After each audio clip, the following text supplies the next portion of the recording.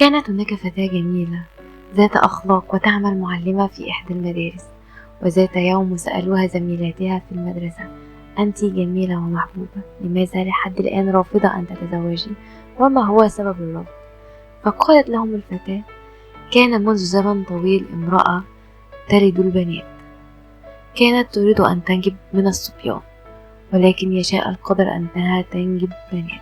أنجبت 5 بنات وحملت للمرة السادسة، ولكن زوجها هددها: إذا أنجبت البنت السادسة فسيتخلص منها. كانت تخاف السيدة كثيرا، وكان في نفسها أن تنجب ولد، ولكن يشاء القدر أن تلد البنت السادسة. فغضب زوجها جدا، وأخذ البنت ووضعها أمام المسجد ليتخلص منها، ولكن لا أحد يأخذها. ثم يعود بها الأب إلى المنزل، وكل يوم في صلاة الفجر كان يضع الطفل على باب المسجد، ولكن لا أحد يأخذ الطفل.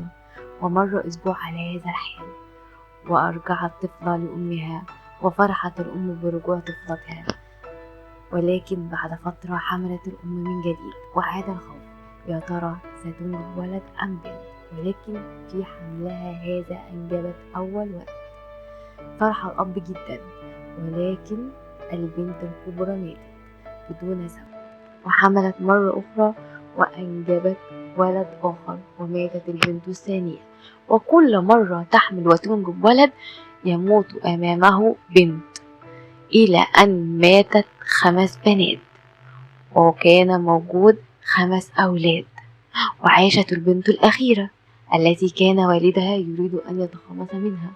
فقالت لهم: هل تعلمون من هي هذه البنت الأخيرة؟ هي أنا، والسبب أنني لم أتزوج لأن والدي كبير بالسن وليس له أحد يرعاه إلا أنا. أما إخوة الصبيان يحضرون كل شهر مرة لزيارته، ويغادرون مرة أخرى مثل الأغراب. أما أبي فهو يبكي دائما ندما على ما فعله بي. الاستفادة من هذه القصة إن الأقدار لا تخطئ، بل نحن لا نرضى. ارضى بما قسمه الله لك، ولسوف يعطيك ربك فترضى.